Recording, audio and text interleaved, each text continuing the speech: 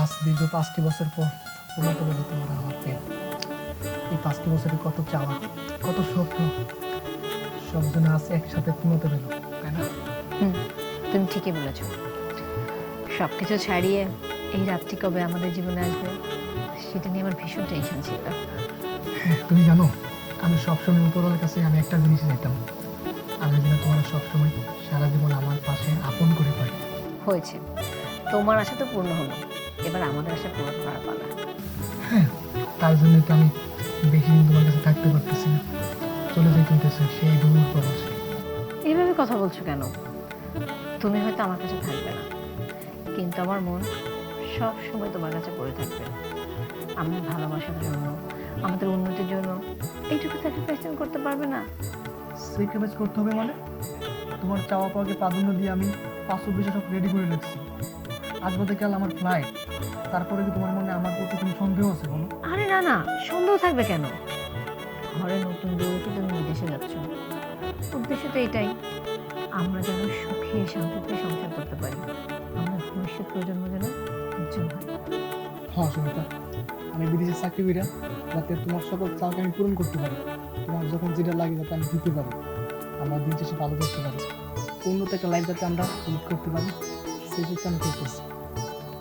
অনেক রাত হয়েছে, চল এখন ঘুমিয়ে পড়ি, কাল সকালে উঠতে হবে, অনেক কাজ আছে। হ্যাঁ চলো, এই মধুমের রাতটি আমরা স্মরণ করে শুরু করি। আব্বা, আম্মা শুনো, আমার যাওয়ার সময় হয়েছে, আর দেরি না কইরা আমারে বিদায় দাও। আর তোমাদের কাছে আমার আরেকটা রিকোয়েস্ট, দেখো আব্বা, আমি বিদেশে যাওয়ার পরে সুমিতারা তোমরা দেখে রাখো, কোনো কষ্ট দিও না, কারণ আমি বিদেশে গেলে তারে দেখার মতো আর তোমরা ছাড়া আর কেউ নাই। যা বাবা, তুই কোনো চিন্তা করিস না, আমি সবসময় বৌমারে দেখতে লাও। সুমিতা শোনো, আমি বিদেশ চলে গেলে তুমি আমার বাবা মারে দেখে রাখো, তখন কষ্ট দিও না, কারণ এই দুনিয়াতে আমি ছাড়া তাদের দ্বিতীয় কোনো সন্তান নাই। আর হ্যাঁ, আমি বিদেশে থাকলে তাদেরকে সন্তানের অভাবটা কখনো বুঝতে দিব না।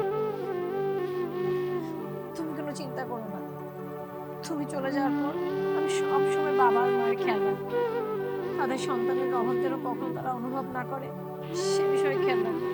আর হ্যাঁ, তুমি কিন্তু নিজের যত্ন নিবে, নিজের প্রতি কখনো অবহেলা করবে না।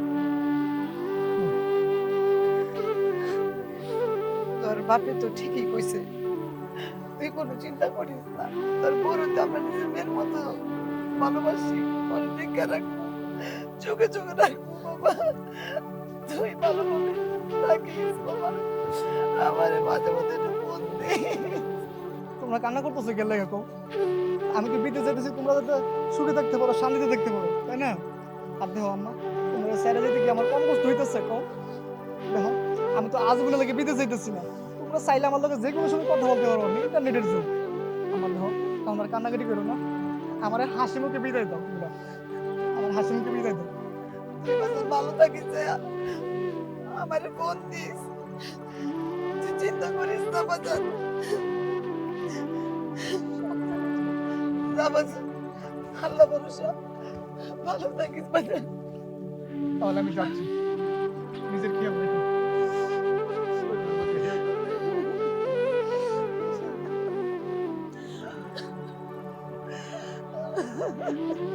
চিন্তা করো না।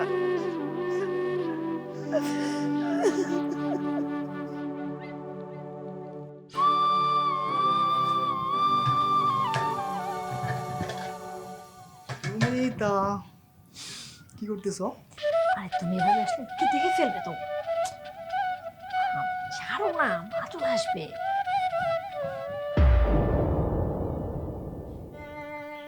কি হয়েছে বৌমা? তুমি এদিক ওদিক কাকে খুঁজছো মা? কিছু না মা, আসলে রাধে চলে গেছে তো অনেকদিন হয়েছে, ওকে ছাড়া ভাল লাগছে না। স্বামী ছাড়া একা একা দিন কাটাচ্ছ তো, প্রথম প্রথম এরকম হবেই, আস্তে আস্তে সব ঠিক হয়ে যাবে মা, চিন্তা করো না, থাক।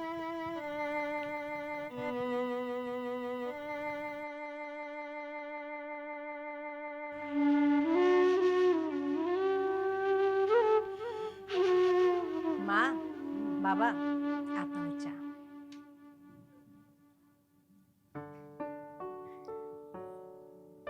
আরে বৌমা, তুমি তো খুব ভালো চা বানাইতে পারো।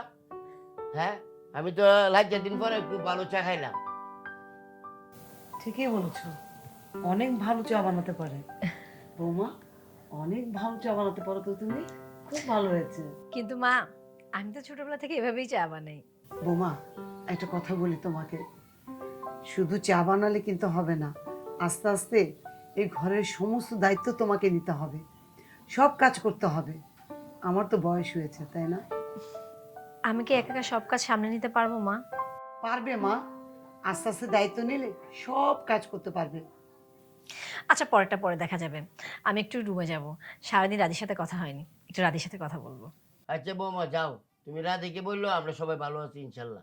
আচ্ছা ঠিক আছে বৌমা, যাও তুমি। আসলে চাটা খুবই ভালো হয়েছে, লাজ্জার দিন পরে ভালো চা খাইলাম।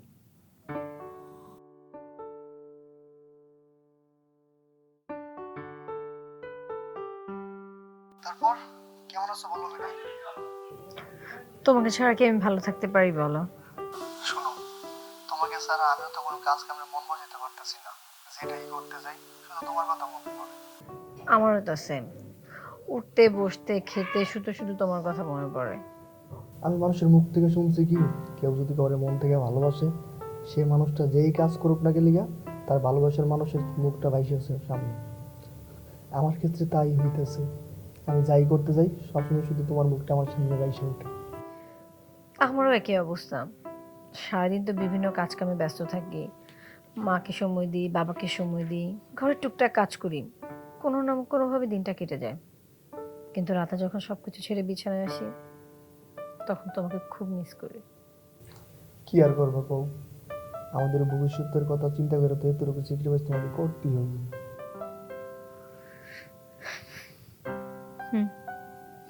ভবিষ্যতের কথা চিন্তা করিতে তোমাকে প্রবাসে যেতে বাধ্য করলাম। সুমিতা, এখন কল রাইখা দাও, আমার ডিউটিতে যাওয়ার সময় হয়ে গেছে। আমার রুমের সবাই ডিউটিতে যাওয়ার জন্য রেডি হয়ে গেছে।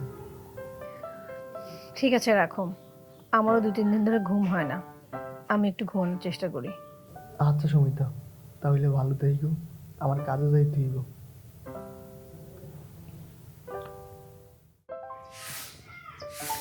আর বলিস না রে, রাধি বিদেশ চলে যাওয়ার পর মনটা না একটু ভালো লাগে না, সারাদিন কেমন যেন আনচান আনচান করে। আচ্ছান আচ্ছান করার কথা তো আমাদের মন, কারণ আমাদের কাউকে দাওয়াত না করে বিয়ের কাজটা সেরে ফেললে। আর বলিস না, রাধির ফ্লাইটের ডেটটাই হঠাৎ চলে আসছে, এই জন্য তো তাড়াহুড়া করে আমাদেরকে বিয়ে করতে হলো। কিন্তু তুই কষ্ট পাস না, কিছুদিন পর রাধি বিদেশ থেকে আসলে তোদের সবাইকে দাওয়াত করবো আমার শ্বশুর বাড়িতে, আমার শ্বশুর বাড়ি দেখাবো। শোন সুস্মিতা, তোর বিয়েতে তো দাওয়াত করলি না, কিন্তু তোর ছেলে মেয়ে হলে তাদের আকিকা অনুষ্ঠানে কিন্তু দাওয়াত করতেই হবে। আরে, আমার ছেলে মেয়ে হতে গেলে আগে তো রাধিকে বিদেশ থেকে আসতে হবে, তারপর বাচ্চা কাচ্চা হবে, তারপর না হয় আকিকা। ঢং দেখে বাঁচি না, আমার পোলারে ফুসলায়া ফাসলায়া বিদেশ পাঠাইছে, মনে হয় কোনো পোলা বউ রেখা আর বিদেশ যায় না, এখন ভাব দেখাইতাছে মনে হয় আমার পোলা ওরা রেখা চলে গেছে। তাই তো রে, আমি তো বিষয়টি সেভাবে ভেবে দেখিনি। কিভাবে ভাববি, তুই তো এখন সেই পিচ্চিটাই রয়ে গেছিস।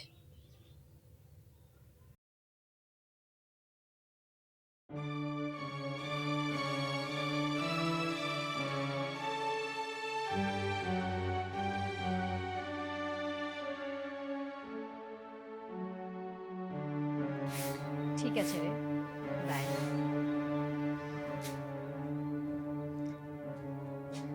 বৌমা শোনো, একটা কথা বলি, আমার ছেলে বিদেশ গিয়েছে বলে তুমি সবসময় ভিডিও কলে যার তার সাথে কথা বলতে পারো না, সংসারে অনেক কাজ পড়ে আছে, যাও কাজ করো। এখন তো আমার বয়স হয়েছে, তাই না? এখন আমি আর বাপে এত কাজ করতে পারবো না, যাও কাজ করো। কি বলছেন মা, আমি যাত্রার সাথে কেন কথা বলবো? আর আমি তো সবসময় কথা বলি না, আহাদ আমার ছোটবেলার বন্ধু, আমরা একসাথে পড়ালেখা করেছি, খেলাধুলা করে বড় হয়েছি, তাই ওর সাথে একটু কথা বলছিলাম। ভালোই তো দেখতেছে, মুখে মুখে তর্ক করা শিখেছো তুমি। মা, এখানে মুখে মুখে দরকার কি দেখলেন আপনি? কথার ভিতরে কথা না বলে যাও সংসারে কাজ কাম করে গিয়ে, এ বয়সে আমি আর এই সংসারে কাজ কাম করতে পারবো না।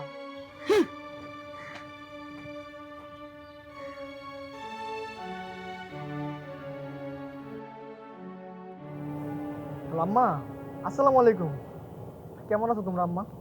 কেমন আর থাকবো রে বাবা, কি আর বলবো তোরে, তুই কেমন আছিস বাবা? একটা বিষয় নিয়ে অনেক ভাবতেছি বাবা, অনেক টেনশনে আছি বাবা। আম্মা তোমরা হঠাৎ কোন বিষয় নিয়ে টেনশন করতেছো? আসলে রে বাবা, বৌমা সে আগের মতো নাই। আগের মতো সংসারে কোনো কাজ কাম করতে চায় না। সারাক্ষণ শুধু ফোন নিয়ে বন্ধু বান্ধবের সাথে সারাক্ষণে কথা বলে। কি বলো আম্মা, সুমিতা তো তাড়াতাড়ি পরিবর্তন হয়ে গেল। আমি যা বলি সত্য কথা বলি। আমার কথা যদি তোর বিশ্বাস না হয়, তোর বাবারে জিগা। না না আম্মা, তুমি বলছো তাতে আমার বিশ্বাস হয়েছে। আচ্ছা আম্মা শুনো, এখন কলটা রাইখা দেই, আমার ডিউটির সময় হয়েছে, আমার ডিউটিতে যাইতে হইব। আম্মা শরীরের যত্ন নিও, তোমরা ভালো দেখো, পরে কথা হবে ভাই। আচ্ছা বাবা, ভালো থাকিস বাবা।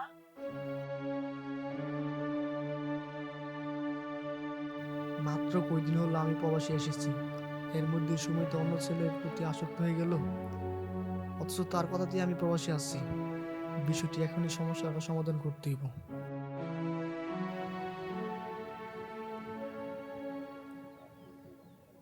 রাধি কল দিছে এতদিন পর। দড়ি। হ্যালো, কিরে মামা, বউ পায়ে তো আমাদেরকে ভুলিয়ে গেছিস। তা হঠাৎ কি মনে করে কল দিলি বলতো?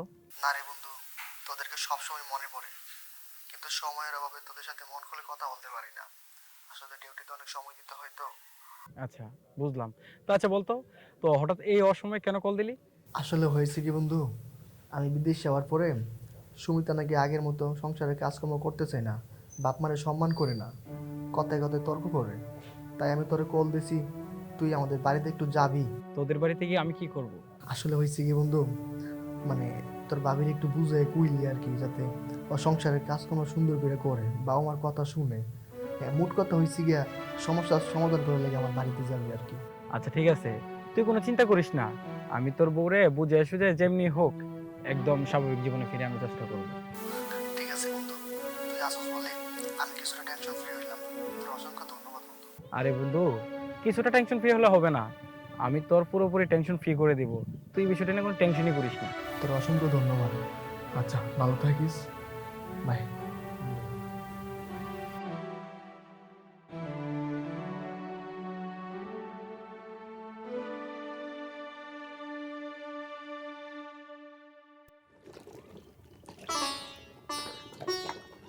আসসালামু আলাইকুম চাচা। ওয়ালাইকুম আসসালাম বাজান। কেমন আছেন আপনারা? বাজান ভালো আছি বাজান। চাচি, গতকালকে রাত দিয়ে আমারে ফোন দিয়া কইলো আপনাকে বাড়িতে আওয়ার লাইগা। বুঝতে পারছি বাবা, গতকালকে রাধি আমাকে কল দিয়ে বলছে তুমি যে আসবা বাবা। ও তাই নাকি? তাহলে তো বেশ ভালোই হয়েছে। আচ্ছা চাচি, ভাবিরে দেখতেছি না, ভাবি কোথায়? আর কই থাকবো, দেখো গা যে নদীর পাড়ে বসে আছে, অথবা কোনো কাজ করতেছে অথবা ঘুরতেছে। যাও। ও আচ্ছা ঠিক আছে, আমি ভাবির সাথে একটু কথা বলে দেখি একটু লাইনে আনতে পারি কিনা। ঠিক আছে চাচি? যাও দেখো বুঝে পারো কিনা। এ নিয়ে আপনারা কোনো টেনশন করেন না চাচা চাচি, আমি আমার সাধ্য মতো ভাবিকে বোঝানোর চেষ্টা করব। আচ্ছা দেখো।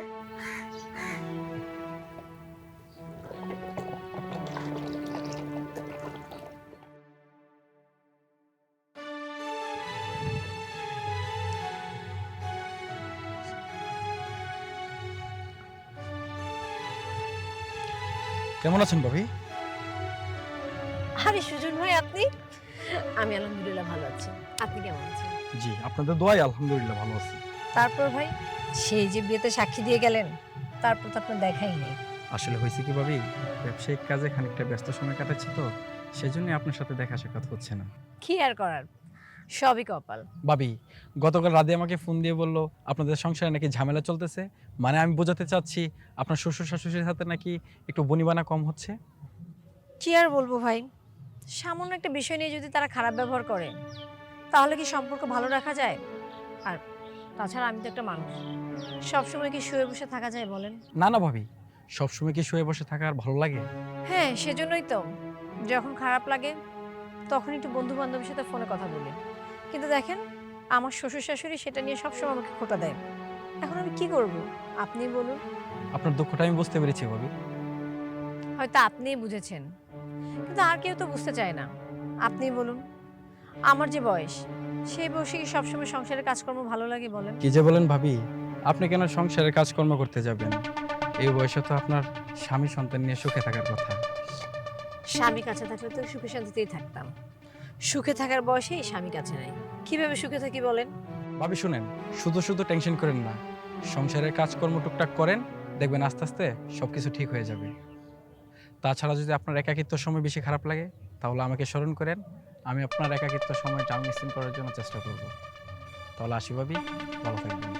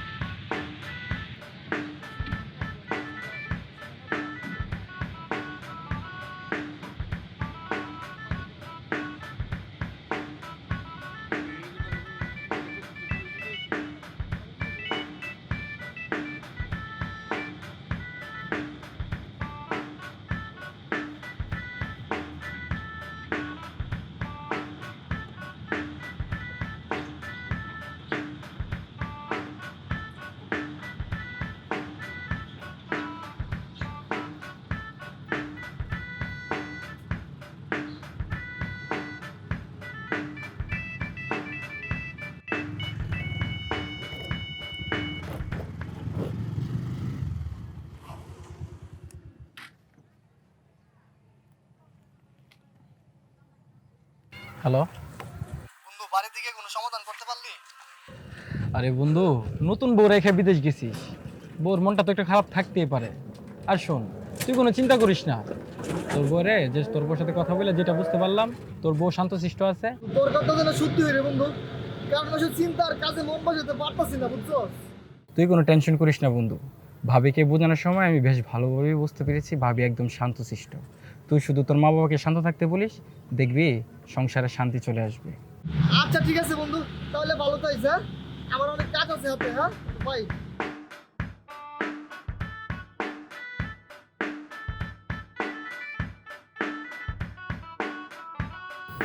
কিরে ধীরে ধরাস না কেন? তোর লাগে বই রিসর্ট মনটা খারাপ? হদুস, মনটা খারাপ। হঠাৎ করে আমার আব্বা আম্মা আমারে কইতেছে আমার নাকি বিয়ে করাইবো। আচ্ছা তুই ক, বিয়ে করার মতো বয়স কি আমার এখন হইছে?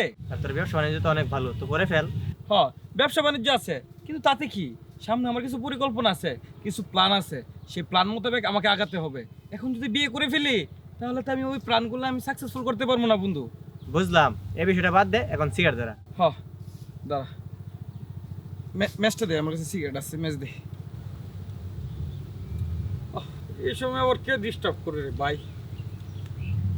Unknown number. হ্যালো, কে বলছেন? কণ্ঠ শুনে বলুন তো কে হতে পারে? আসলে কণ্ঠটা ঠিক চিনতে পারছি না, দয়া করে আপনার পরিচয়টা দেবেন কি? সেটাই, নিজের স্বামী যখন চিনতে পারে না, আপনি কিভাবে চিনবেন বলুন? এইবার বুঝতে পারছি, সুমিতা ভাবি, তাই না? হ্যাঁ, ঠিকই ধরেছেন। সেদিন আপনি বলে গেলেন যদি আমার কখনো খারাপ লাগে তাহলে যেন আপনাকে স্মরণ করি। আমি আপনাকে স্মরণ করিনি ঠিকই, কিন্তু আপনিও আমাকে স্মরণ করেননি। আসলে হয়েছে কি ভাবি, আপনার নাম্বারটাই না আমার কাছে ছিল না, তাই আপনাকে স্মরণ করতে পারিনি। আপনার নম্বর তো আমার কাছে ছিল না, কিন্তু ইচ্ছা থাকলে উপায় হয়। আমি কিন্তু ঠিকই আপনার নাম্বারটা বের করে ফেলেছি। হ্যাঁ, সেটা অবশ্যই করা যেত। সেটা করবেন কিভাবে? আমি তো আপনার মনেই নেই। শুনেছি মন থেকে চাইলে নাকি সবই সম্ভব। সত্যি বলছেন ভাবি, মন থেকে চাইলে না সবই সম্ভব। সত্যি কি আমার খারাপ লাগলে আপনি আমার ভালো লাগার কারণ হবেন? আরে ভাবি, আমি তো আপনার ভালো লাগার কারণটাই হতে চাই, কিন্তু আপনি কি না কি ভাবেন সেজন্যই আমি বেশি একটা আগাইতে পারি না। সুজন ভাই, বিশ্বাস করেন, রাধি কাছে থাকতে বুঝতে পারিনি একাকিত্বের যন্ত্রণা কত। ও চলে যাওয়ার পর বুঝতে পারছি, হাড়ে হাড়ে টের পাচ্ছি আসলে একাকিত্বের যন্ত্রণা কতটা কষ্টের। আমি চাই রাধির জায়গায় কেউ আসুক, রাধির স্থানটা কেউ দখল করে নিই। আমার সব একাকিত্ব, সব কষ্ট কেউ কাটিয়ে দিক। ভাবি, যেটা কইলেন সেটা যদি আসলে চান তাহলে আমি সকলের অগোচরে আপনার মনের খায়েশ মেটাবো এবং আপনাকে আমি আদর ভালোবাসার সোহাগ দিয়ে ভরপুর করে রাখবো ভাবি। ঠিক আছে, সবই বুঝলাম, কিন্তু একটা শর্ত আছে। আমাকে কিন্তু রোজ রেল লাইনের উপরে ছবি তুলে দিতে হবে, প্রতিটা বিকালবেলায়। ওকে।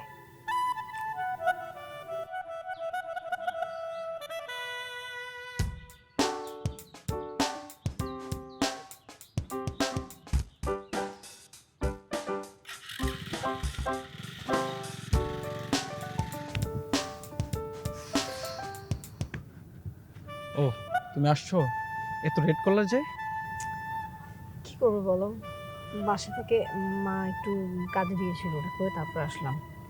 আচ্ছা তোমাকে একটা কথা বলি, বলো। আমরা এভাবে লুকিয়ে লুকিয়ে কতদিন প্রেম করবো বলো তো? মাই ডার্লিং, ধৈর্য হারাচ্ছ কেন? বলেছি তো, আর মাত্র কয়েকটা দিন সময় হলে আমি তোমাকে আমার ঘরে বউ করে তুলবো। সেটা তো জানি, কিন্তু অন্য একজনের বউকে কি তোমার ঘরের বউ হিসেবে তোমার বাবা মা মেনে নেবে? সেটা আমার উপরে ছেড়ে দাও। আমার পরিবার কি বলবে না বলবে সেটা কোনো ম্যাটার না। আমি যাকে নিয়ে সুখে শান্তিতে সংসার করব, আমি তো তাকেই বিয়ে করবো, এটাই তো স্বাভাবিক। তাই বলো, তুমি জানো আমার তো টেনশনে রাতে ঘুমই হয় না। সেটা নিয়ে তোমাকে ভাবতে হবে না। তোমাকে আমি যেভাবে বলছি তুমি ঠিক সেভাবে কাজগুলো করো। তুমি কি ভেবেছো আমি বসে আছি? আমি তো তোমার কথা মতোই সব কাজ করছি। আমি রাধিকে বলে দিয়েছি আমার কি কি লাগবে, আমি আমার সব চাওয়া পাওয়া ওর কাছ থেকে আদায় করেছি। হ্যাঁ, রাধি যত দ্রুত তোমার দাবিগুলো মেনে নেবে, তুমি তত দ্রুত আমার বউ হতে পারবে। আমি ওকে বলে দিয়েছি 1 সপ্তাহের মধ্যে আমাকে সবকিছু দিতে। তুমি টেনশন করো না, আমার ধারণা 1 সপ্তাহের মধ্যে আমাদের কাজটা হয়ে যাবে। ঠিক আছে ডার্লিং। আচ্ছা শোনো, আমি মায়ের চোখ ফাঁকি দিয়ে এসেছি, বেশিক্ষণ দেরি করা যাবে না, তাহলে আবার উনি সন্দেহ করবে। আমি তো আজকে যাই। ওকে মাই ডার্লিং, তাহলে আজকের মতো যাও, নেক্সট উইকে দেখা হবে। বাই। বাই। আমি কি করবো? হ্যালো দোস্ত, কেমন আছিস বল? এই তো বন্ধু, আলহামদুলিল্লাহ ভালো আছি। তুই কেমন আছিস? আমি আলহামদুলিল্লাহ ভালো আছি। তুই সুমিতারে ভালো করে বোঝানোর পর সুমিতা এখন সংসারের কাজকর্ম সব মন দিয়ে করে, আর বাবা মার সাথে আর তর্ক করে না। আলহামদুলিল্লাহ বন্ধু, বড়ই শান্তির খবর, শুই না মনটা জুড়ে গেল। আচ্ছা যাই হোক, বল ভাবি কেমন আছে? হ্যাঁ আছে তো বেশ ভালোই, কিন্তু বন্ধু একটা ঝামেলা হয়ে গেছে। তোর ভাবি তো হঠাৎ করে কিছু নতুন ডিজাইনের ডায়মন্ডের নেকলেস দাবি করতেছে। এখন বন্ধু ও তো জেদ করতেছে, ওরে কিনা দিতি। এখন কি করি কত? আরে বেটা, একজন মায়া যখন তার স্বামীর সংসারে থাকে, যখন তার স্বামীর কাছে না পায়, তার থেকে বড় দুঃখের বিষয় আর কি হইতে পারে? তার মনের যে খায়েশ, মনের যে স্বাদ, এগুলো তুই যদি মিটাতে না পারস, তোর বউ তোর লাগে কেমনে সংসার করবো তুই কত একটা বার? ঠিক আছে বন্ধু, তুই যেহেতু কইতাছস, তাহলে আগামীকাল রতন ভাই দেশে যাইতেছে। রতন ভাইয়ের কাছে সুমিতার পছন্দের নেকলেসগুলো আমি পাঠাই দেবো না। তাহলে বন্ধু তোর অসংখ্য ধন্যবাদ, আর মাঝে মধ্যে কল দিস, আমারে ভুলে যাইস না বন্ধু। হ্যাঁ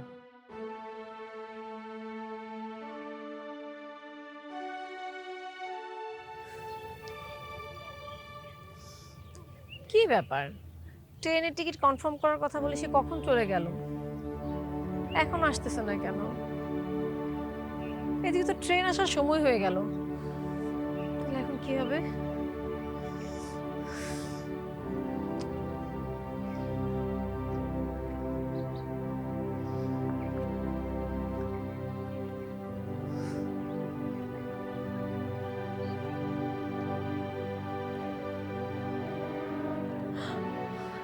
এখনই তো ট্রেন চলে আসবে, সুজন কোথায় গেল? ওকে একটা ফোন দিয়ে দেখি। কি ব্যাপার,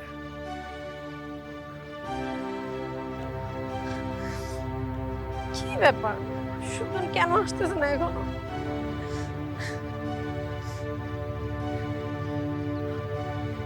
ট্রেনও চলে আসছে, এখন কি হবে? এই ট্রেন চলে গেলে তার কোনো ট্রেনও নেই, কি হবে আমাদের?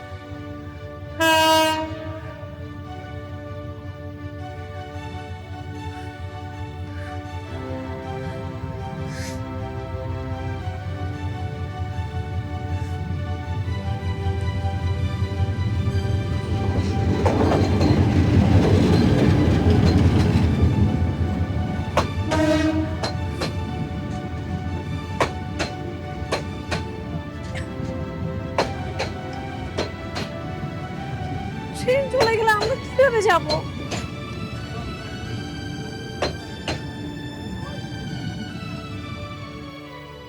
সুজনের মেসেজ। সরি সুমিতা, তোমার মতো বিয়ে করলে কখনোই আমার পরিবার ও সমাজ তোমাকে বউ হিসেবে মেনে নেবে না। সেজন্য আমি বুঝে শুনে আর এমন ভুল করতে পারলাম না। ভালো থেকো। আমার গার্লফ্রেন্ড লাবণ্যকে নিয়ে আমি অজানায় রওনা হলাম।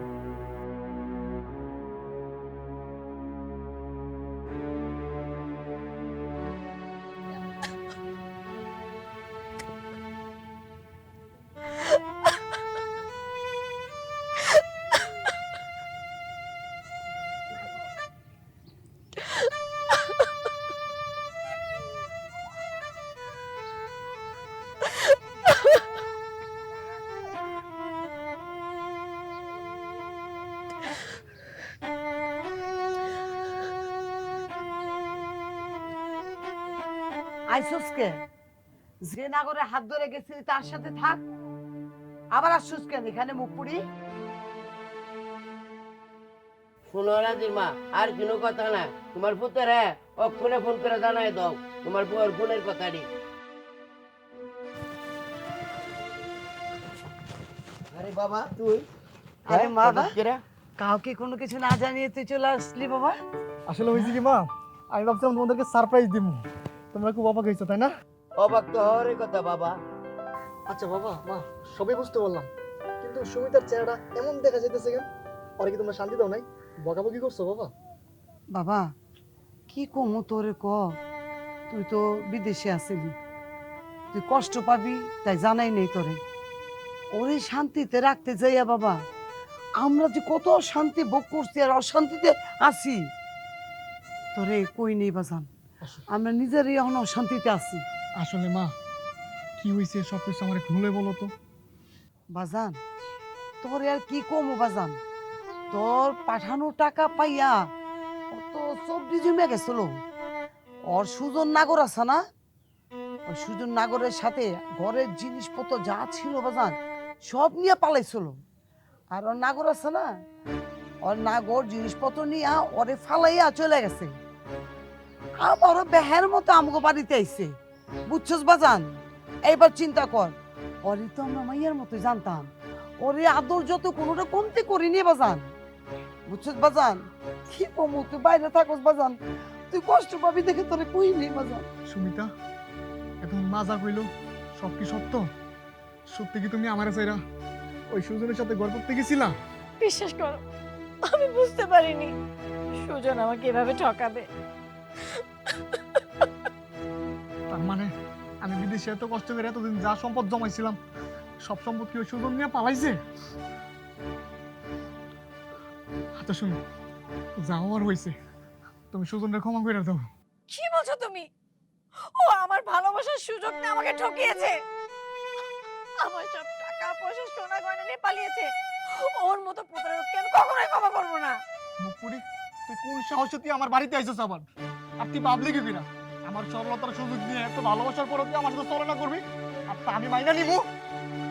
তোমাদের যা করার করছ, এই মুহূর্তে তুই আমার বাড়ি থেকে বের হয়ে যাবি, আমার চোখের সামনে থেকে দূর হয়ে যাবি। আর নয়তো আমি একটু তো করলাম, আমি আগলা করে ফেলবো। হাজারো নারীর অভিশাপ, তোর মতো নারীর কারণে হাজারো সমাজের সুখের সংসার ভেঙে যায়। যা বের হ আমার বাড়ি থেকে, যা।